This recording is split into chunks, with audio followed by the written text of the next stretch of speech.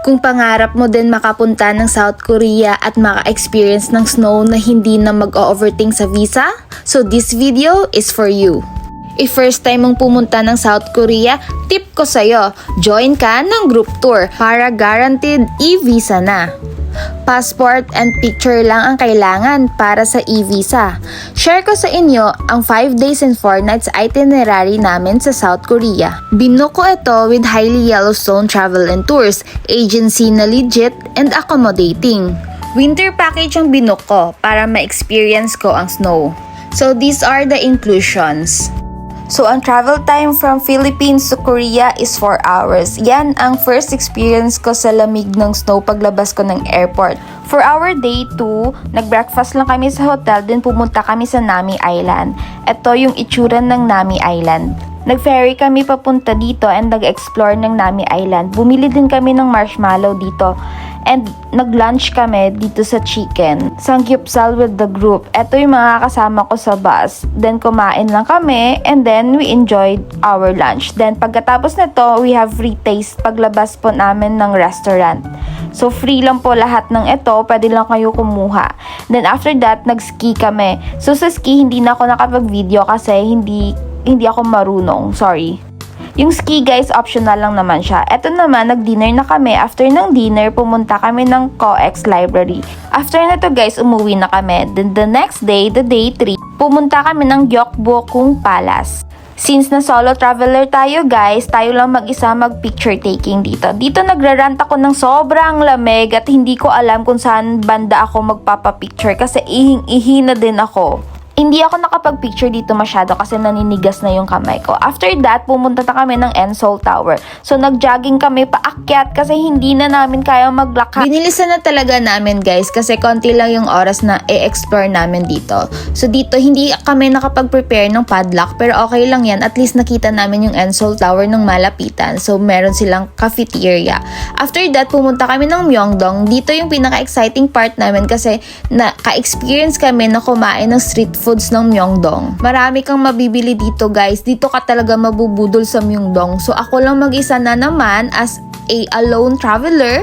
Nag-ikot-ikot lang ako dito sa Myeongdong, kumain ng kung ano-ano lang makita ko. Marami ka talagang matatry dito na hindi mo talaga na-try sa Pilipinas. And dito guys, meron lang ibang stall na hindi tumatanggap ng card. So, kailangan mo talaga meron kang cash. Dito guys, sobrang saya ko kasi first ever snowfall experience ko. Ito guys, makikita mo naman sa itsura ko kung gaano ako kasaya. Hindi ko talaga ma-explain yung feeling ng first ever snow ko.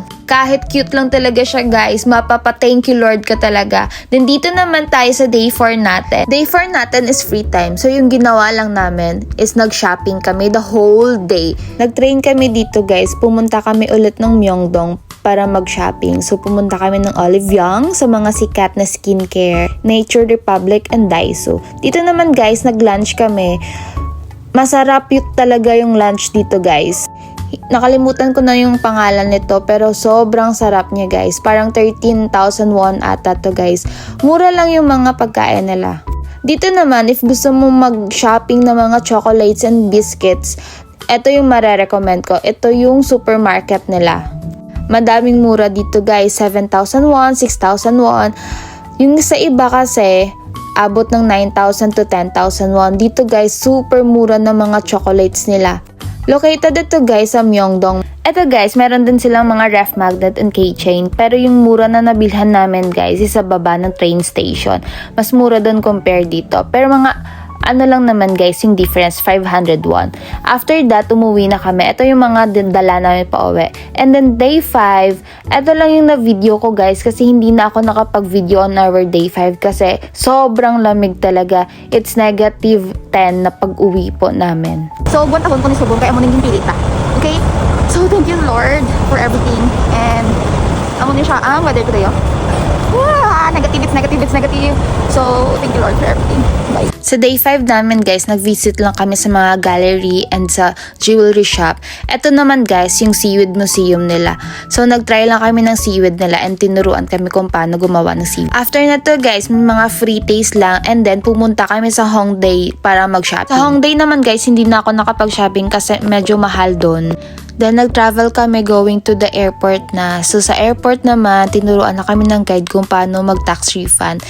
It's our flight back going to the Philippines. Thank you so much guys for watching. If you are interested going to Korea, don't hesitate to message me. Thank you. Bye!